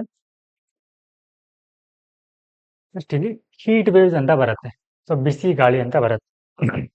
ಸೊ ಇವತ್ತಿನ ಒಂದು ಹಿಂದೂ ದಿನಪತ್ರಿಕೆನ ನೋಡಿದ್ರೆ, ಸೊ ಅದರಲ್ಲಿ ನಿಮ್ಗೆ ಕೊಟ್ಟಿದ್ದಾರೆ. ಸೊ ಏನಾಗಿದೆ ಅಂತಂದ್ರೆ 2010 ಮತ್ತು 24. ಓಕೆ, ಸೊ ಇಲ್ಲಿ ಈ ಅವಧಿಯಲ್ಲಿ ಏನಾಗಿದೆ ಅಂತಂದ್ರೆ ಬಿಸಿ ಹೀಟ್ ವೇವ್ ಡೇಸ್ ಏನಾಗಿದೆ ಅಂತಂದ್ರೆ ಆಲ್ಮೋಸ್ಟ್ ಏನಾಗಿದೆ, ಡಬಲ್ ಆಗಿದೆ. ಓಕೆ, ಸೊ ಇವಾಗ 2024ರಲ್ಲಿ ಸುಮಾರು 563 ಹೀಟ್ ವೇವ್ ಡೇಸ್ಗಳು ಕಂಡು ಬಂದಿದೆ. ಎಸ್, ಸೊ ಇದು ಏನಕ್ಕೆ ಸುದ್ದಿ ಇದೆ ಅಂತಂದ್ರೆ, ಭಾರತದಲ್ಲಿ ಇತ್ತೀಚೆಗೆ 37 ಸಿಟಿಗಳು ಏನಾಗಿದೆ ಅಂತಂದ್ರೆ, ಸೊ ಈ ರೀತಿಯ ಒಂದು ಬಿಸಿ ಗಾಳಿಯ ಒಂದು ಅನುಭವವನ್ನ ಎದುರಿಸಿವೆ. ಎಸ್, ಸೊ ಇಲ್ಲಿ ಮುಖ್ಯವಾಗಿ ನಾವು ತಿಳ್ಕೊಳ್ಬೇಕಾಗಿರೋದು, ಈ ಒಂದು ಹೀಟ್ ವೇವ್ಗೆ ಯಾವೆಲ್ಲ ರೀತಿಯ ಒಂದು ಫ್ಯಾಕ್ಟರ್ಸ್ಗಳು ಕಾರಣವಾಗುತ್ತೆ ಅಂತಂದ್ರೆ, ಸೊ ಇಲ್ಲಿ ಆಂಟಿ ಸೈಕ್ಲೋನ್ ಆಕ್ಟಿವಿಟಿ, ಹಾಗೆ ಮಾಯಿಶ್ಚರ್ ಅಥವಾ ತೇವಾಂಶಗಳು, ಅಂದ್ರೆ ಅಪ್ಪರ್ ಅಟ್ಮಾಸ್ಫಿಯರ್ ನಲ್ಲಿ ಸೊ ಕಡಿಮೆ ಇದ್ರೆ ಏನಾಗುತ್ತೆ, ಹೀಟ್ ವೇವ್ಗಳು ಕಂಡು ಬರುತ್ತೆ. ಹಾಗೆ ಮೋಡ ರಹಿತ ಒಂದು ಆಕಾಶಗಳು, ಹಾಗೆ prevalence of the hot dry air over the region. ಅಂದ್ರೆ ಭೂಮಿಯ ಮಟ್ಟದಲ್ಲಿ ಏನಾಗಿದೆ, ಬಿಸಿಯಾದ ಒಂದು ವಾತಾವರಣ ಬಿದ್ರೆ ಸೊ ಇಲ್ಲಿ ಏನಾಗುತ್ತೆ, ನಮ್ಗೆ ಈ ಹೀಟ್ ವೇವ್ ಕಂಡು ಬರುತ್ತೆ. ಸೊ ಇಲ್ಲಿ ಹೀಟ್ ವೇವ್ ಅಂತಂದ್ರೆ are period of unusually high temperature compare to the what normal expected over. So ಇವಾಗ ರೀಸೆಂಟ್ ಆಗಿ ಯಾವ್ದಾದ್ರು ಒಂದು ಪ್ರದೇಶದಲ್ಲಿ ನಾರ್ಮಲ್ ಟೆಂಪರೇಚರ್ ಎಷ್ಟಿರುತ್ತೆ ಅಂತಂದ್ರೆ ಬೇಸಿಗೆಯಲ್ಲಿ 37°C ಇರುತ್ತೆ ಅಂತ ಅನ್ಕೊಳ್ಳೋಣ. ಓಕೆ, ಸೊ ಇಲ್ಲಿ ಹೀಟ್ ವೇವ್ಸ್ ಅಂತಂದ್ರೆ ನಾವು ಯಾವಾಗ ಕರಿತೀವಿ ಅಂತಂದ್ರೆ, ಸೊ ಅದು ಕಂಟಿನ್ಯೂಸ್ ಆಗಿ ಈ 37 ನಾರ್ಮಲ್ ಟೆಂಪರೇಚರ್ಗಿಂತ ಜಾಸ್ತಿ ಆಗಿ 4 to 5°C ಜಾಸ್ತಿ ಆಗಿ ಅದು ಕಂಟಿನ್ಯೂಸ್ 2 to 5 ಡೇಸ್ ಹೀಗೆ ಮುಂದುವರೆದ್ರೆ ಸೊ ಆ ಒಂದು ಪರಿಸ್ಥಿತಿಗೆ ಏನಂತ ಕರಿತೀವಿ, ಹೀಟ್ ವೇವ್ ಡೇಸ್ ಅಂತ ಕರಿತೀವಿ.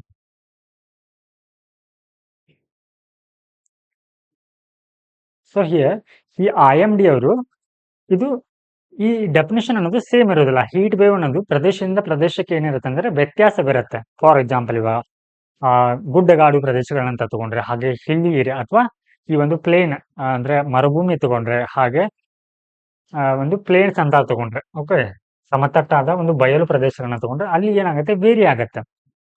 ಸೊ ಇಲ್ಲಿ ಈ IMD ಅವರು ಕೆಲವೊಂದಿಷ್ಟು ಕ್ರಿಟೇರಿಯನ್ ಕೊಟ್ಟಿದ್ದಾರೆ ಹೀಟ್ ವೇವ್ಸ್ ಗಳಿಗೆ. ಸೊ ಹಿಯರ್ ಸೊ ಇಲ್ಲಿ ಪ್ಲೇನ್ ನಲ್ಲಿ ಇದ್ರೆ ಬಯಲು ಪ್ರದೇಶಗಳಲ್ಲಿ normal maximum temperature. So here above 40 degree Celsius ಇದ್ದಾಗ ಓಕೆ ಆ ಒಂದು ಪ್ರದೇಶದ ಅಂದ್ರೆ ಬಯಲು ಪ್ರದೇಶದ ನಾರ್ಮಲ್ ಟೆಂಪರೇಚರ್ 40 ಡಿಗ್ರಿ ಸೆಲ್ಸಿಯಸ್ ಅಂತ ಅನ್ಕೊಳ್ಳೋಣ. ಸೊ ಇದು ಹೀಟ್ ವೇವ್ಸ್ ಅಂತ ಕರೆಸ್ಕೊಳ್ಬೇಕಿದ್ರೆ ಅದು ಪ್ರದೇಶದ ಟೆಂಪರೇಚರ್ ಎಷ್ಟಾಗಿರ್ಬೇಕು ಅವಾಗ 6 ಡಿಗ್ರಿ ಸೆಲ್ಸಿಯಸ್ಗಿಂತ ಜಾಸ್ತಿ ಇರಬೇಕು. ಅಂದ್ರೆ 46 ಡಿಗ್ರಿ ಸೆಲ್ಸಿಯಸ್ ಆಗ್ಬೇಕು, ಅದು ಡಿಗ್ರಿ ಸೆಲ್ಸಿಯಸ್ ಆಗಿರ್ಬೇಕು. ಅದು continues 3 to 4 okay 4 to 5 days ಇರಬೇಕು, ಆರ್ 2 to 3 ಡೇಸ್ ಇರಬೇಕು. ಹಾಗೆ ಇನ್ನು ಇನ್ ಕೇಸ್ ಇದೇ ಒಂದು ಬಯಲು ಪ್ರದೇಶದಲ್ಲಿ ಟೆಂಪರೇಚರ್ 40 ಡಿಗ್ರಿ ಸೆಲ್ಸಿಯಸ್ ಇದ್ದು ಅದರ ಟೆಂಪರೇಚರ್ 7 ಡಿಗ್ರಿ ಸೆಲ್ಸಿಯಸ್ ಆದ್ರೆ ಓಕೆ ಫಾರ್ ಎಕ್ಸಾಂಪಲ್ ಇವಾಗ 39 ಇದೆ ಅಂತ ಅನ್ಕೋಣ. 7 ಡಿಗ್ರಿ ಸೆಲ್ಸಿಯಸ್ ಅಂದ್ರೆ ಹಾಗೆ 46 ಡಿಗ್ರಿ ಸೆಲ್ಸಿಯಸ್ ಆಗತ್ತೆ.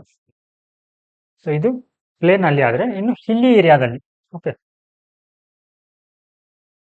Same 30 degree Celsius. ಸೊ ಇಲ್ಲಿ above 30 degrees, here 40 degree Celsius.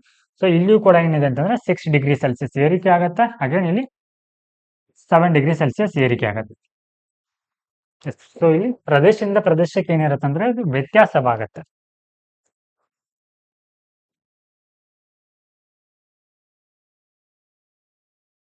ಹಾಗಿದ್ರೆ ಈ ಬಿಸಿ ಗಾಳಿಯ ವಿದ್ಯಮಾನ ಓಕೆ ಬಿಸಿ ಗಾಳಿ ಬೀಸಿದೆ ಅಂತ ಯಾವಾಗ ಡಿಕ್ಲೇರ್ ಮಾಡ್ತಾರೆ ಅಂತಂದ್ರೆ ರೆಕಾರ್ಡೆಡ್ ಮ್ಯಾಕ್ಸಿಮಮ್ ಟೆಂಪರೇಚರ್ ಆಟ್ ಆರ್ ಅಬೌವ್ 45 ಡಿಗ್ರಿ ಸೆಲ್ಸಿಯಸ್ಗಿಂತ ಓಕೆ ಎಲ್ಲ ಒಂದು ಕಂಡೀಷನ್ಗಳಲ್ಲಿ 45 ಡಿಗ್ರಿ ಸೆಲ್ಸಿಯಸ್ ಇದ್ರೆ ಓಕೆ ಹಾಗೆ ಆಟ್ ಆರ್ ಬಿಲೋ ಇನ್ನು ಈ ಕೋಸ್ಟಲ್ ಏರಿಯಾದಲ್ಲಿ 40 ಡಿಗ್ರಿ ಸೆಲ್ಸಿಯಸ್ ಏರಿಕೆ ಆಗಿದ್ರೆ ಅಲ್ಲಿ ನಾವು ಹೀಟ್ ವೇವ್ ಬೀಸಿದೆ ಅಂತ ಹೇಳ್ತೀವಿ.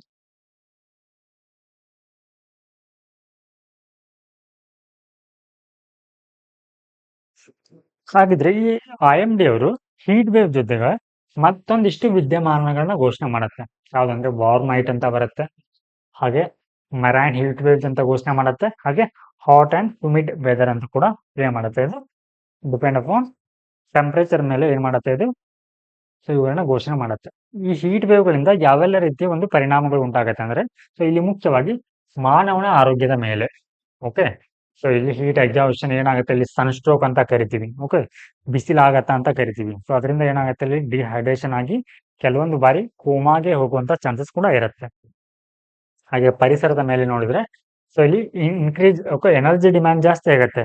ಸೊ ನೀವು ಪಂಜಾಬ್ ದೆಹಲಿಗಳಲ್ಲಿ ನೋಡೋದಾದ್ರೆ ಸೊ ಅಲ್ಲಿ ತುಂಬಾ ತಾಪಮಾನ ಬರುತ್ತೆ. ಸೊ ಅವ್ರು ಏನ್ ಮಾಡ್ತಾರೆ ಅವಾಗ ಏರ್ ಕೂಲರ್ಗಳನ್ನ ಸೊ ಏನ್ ಮಾಡ್ತಾರೆ ಜಾಸ್ತಿ ಬಳಸ್ತಾರೆ. ಸೊ ಹೀಗಾಗಿ ಈ ಒಂದು ಶಕ್ತಿ ಬೇಡಿಕೆ ಏನಾಗುತ್ತೆ ಹೆಚ್ಚಾಗುತ್ತೆ. ಹಾಗೆ ಸೊ ಇನ್ನು ಏರ್ ಕ್ವಾಲಿಟಿ ಅಂಡ್ ಪೊಲ್ಯೂಷನ್ ಕೂಡ ಸೊ ಈ ಒಂದು ಸಂದರ್ಭದಲ್ಲಿ ಹೆಚ್ಚಾಗತ್ತೆ. ಹಾಗೆ ಇನ್ನು ಎಕಾನಮಿ ಮೇಲೆ ಯಾವ ರೀತಿ ಇದಾಗಿದೆ ಅಂದ್ರೆ loss in productivity okay. So ಇದು ಹೆಚ್ಚಾಗಿ ಒಂದು ಯಾವ ಒಂದು ಕ್ಷೇತ್ರದ ಮೇಲೆ ಪರಿಣಾಮವನ್ನು ಬೀರುತ್ತೆ ಅಂದ್ರೆ ಅಲ್ಲಿ ಮುಖ್ಯವಾಗಿ ಕೃಷಿ ಮೇಲೆ ಓಕೆ. ಯಾಕಂದ್ರೆ ಕೃಷಿಯಲ್ಲಿ ಹೆಚ್ಚಿನ ಒಂದು ಕೃಷಿ ಕಾರ್ಮಿಕರು ಸೊ ಇಲ್ಲಿ ಅವಾಗ ಏನಂತಂದ್ರೆ ಪ್ರಕೃತಿಗೆ ತೆರೆದುಕೊಂಡಿರ್ತಾರೆ ಓಕೆ. ಸೊ ಹೀಗಾಗಿ ಅವರ ಒಂದು ಪ್ರೊಡಕ್ಟಿವಿಟಿ ಏನಾಗುತ್ತೆ ಆ ಸಂದರ್ಭದಲ್ಲಿ ಕಡಿಮೆ ಆಗುತ್ತೆ.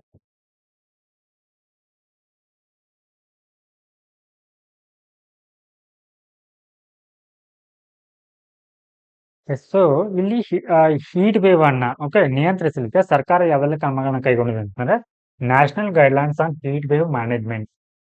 ಸೊ ಇದನ್ನ ಯಾರು ಡೆವಲಪ್ ಮಾಡಿದ್ದಾರೆ ಅಂತಂದ್ರೆ NDMA national disaster management okay action. So ಇವ್ರು ಏನ್ ಮಾಡಿದ್ದಾರೆ ಅಂತಂದ್ರೆ ಸೊ ಈ ಒಂದು ಇನಿಷಿಯೇಟಿವ್ ಅನ್ನ ತಗೊಂಡಿದ್ದಾರೆ. ಹಾಗೆ ಆಕ್ಷನ್ ಟೇಕನ್ ಬೈ IMD ಅವರು ಅರ್ಲಿ ವಾರ್ನಿಂಗ್ ಸಿಸ್ಟಮ್ ನ ಮಾಡ್ತಾರೆ. ಏನಂತಂದ್ರೆ ಸೊ ಆ ಒಂದು ಪ್ರದೇಶದಲ್ಲಿ ದಿನನಿತ್ಯದ ಟೆಂಪರೇಚರ್ ಯಾವ ರೀತಿ ಇರುತ್ತೆ ಅನ್ನೋದನ್ನ ಕೂಡ ಏನ್ ಮಾಡ್ತಾರೆ ಇವರು ಅಡ್ವಾನ್ಸ್ ಆಗಿ ಸೊ ಅಪ್ಲಿಕೇಶನ್ಗಳ ಮೂಲಕ ಅಥವಾ ಆ್ಯಪ್ ಮೂಲಕ ಏನ್ ಮಾಡ್ತಾರೆ ಅಂತಂದ್ರೆ ಮುನ್ನೆಚ್ಚರಿಕೆಯನ್ನ ಕೊಡ್ತಾರೆ. ಎಸ್ ಸೊ ಇಲ್ಲಿ ಆ ಒಂದು ಬಿಸಿ ಗಾಳಿಯ ತೀವ್ರತೆಯನ್ನ ಆಧರಿಸಿ ಸೊ IMD ಅವರು ಕೆಲವೊಂದಿಷ್ಟು ಕೋಡ್ ಅನ್ನ ಅಂದ್ರೆ ಕಲರ್ ಕೋಡ್ ಅನ್ನ ಕೊಡ್ತಾರೆ. ಫಾರ್ ಎಕ್ಸಾಂಪಲ್ ಇವಾಗ IMD ಮಳೆ ಆಗುವಂತ ಸಂದರ್ಭದಲ್ಲೂ ಕೂಡ orange alert, yellow alert, red alert ಅಂತ ಕೊಡ್ತಾರೆ. ಸೊ ಅದೇ ರೀತಿ ಸೊ ಈ ಒಂದು ಹೀಟ್ ವೇವ್ ಬೀಸಿದಾಗ ಕೂಡ ಕೆಲವೊಂದಿಷ್ಟು ಕಲರ್ ಅನ್ನ ಘೋಷಣೆ ಮಾಡ್ತಾರೆ. ಗ್ರೀನ್ ಕಲರ್ ಇದ್ರೆ ಅದೇನಿರುತ್ತೆ ಅಂದ್ರೆ ನಾರ್ಮಲ್ ಡೇ ಓಕೆ. ಸೊ ಅದಷ್ಟೇನು ಪರಿಣಾಮವನ್ನ ಬೀರಲ್ಲ ಅಂತ, ನಿಯರ್ ನಾರ್ಮಲ್ ಟೆಂಪರೇಚರ್ ಇರುತ್ತೆ. ಸೊ ಈ ಒಂದು ಗ್ರೀನ್ ಕಲರ್ ಇದ್ರೆ warning okay. So here yellow ಇದ್ರೆ ಸೊ ಅದೇನಿರುತ್ತೆ ಹೀಟ್ ಅಲರ್ಟ್ ಓಕೆ, ಏನೋ ಆ ಹೀಟ್ ವೇವ್ ಬೀಸುವಂತ ಚಾನ್ಸಸ್ ಇರುತ್ತೆ ಅಂತ ಸೊ ಇದು ಇಂಡಿಕೇಟ್ ಮಾಡುತ್ತೆ. ಸೊ ಇಲ್ಲಿ ಅಂದ್ರೆ ಟೆಂಪರೇಚರ್ ಇನ್ಕ್ರೀಸ್ ಆಗಿ ಇವಾಗ 40 ಡಿಗ್ರಿ ಪ್ಲೇನ್ ನಲ್ಲಿ ಇದೆ ಅಂತ ಅನ್ಕೋಣ. ಸೊ ಇಲ್ಲಿ ಏನಾಗುತ್ತೆ 1 ಡಿಗ್ರಿ ಸೆಲ್ಸಿಯಸ್ ಏರಿಕೆ ಆಗಿರುತ್ತೆ ಅಥವಾ 1 to 2 3 ಡಿಗ್ರಿ ಸೆಲ್ಸಿಯಸ್ ಜಾಸ್ತಿ ಆಗಿರುತ್ತೆ. ಓಕೆ, ಸೊ ಇದು ಕಂಟಿನ್ಯೂಸ್ 42 ಡಿಗ್ರಿ ಸೆಲ್ಸಿಯಸ್ ಮುಂದುವರಿತಾ ಹೋಗುತ್ತೆ. ಸೊ ಇದು ನೆಕ್ಸ್ಟ್ ಒಂದು ಹೀಟ್ ವೇವ್ ಬೀಸತ್ತೆ ಅನ್ನೋದಕ್ಕೆ ಮುನ್ನೆಚ್ಚರಿಕೆನ ಕೊಡುತ್ತೆ. ನೆಕ್ಸ್ಟ್ ಇಲ್ಲಿ ಆರೆಂಜ್ ಅಂತ ಬರುತ್ತೆ. ಸೊ ಸಿವಿಯರ್ ಹೀಟ್ ಅಂದ್ರೆ ತುಂಬಾ ತೀವ್ರವಾಗಿರುತ್ತೆ. ಸೊ ಇದು ಕೂಡ ಎಲ್ಲಿವರೆಗೆ 2 to 4 days ಏನಾಗುತ್ತೆ. ಸೊ ಈ ರೀತಿ ಒಂದು ವಿದ್ಯಮಾನ ಕಂಟಿನ್ಯೂ ಇರುತ್ತೆ. ನೆಕ್ಸ್ಟ್ ನೋಡಿ, ಇದು ರೆಡ್ ಅಂತ ಕೊಟ್ರೆ ಅದು ತುಂಬಾ ಅಪಾಯಕಾರಿಯಾಗಿರುತ್ತೆ ಅಂತ. ಓಕೆ, ಸೊ ಇದು 2 to 6 days ವರೆಗೆ ಸೊ ಈ ರೀತಿಯ ಒಂದು ವಿದ್ಯಮಾನ ಕಂಡು ಬರುತ್ತೆ.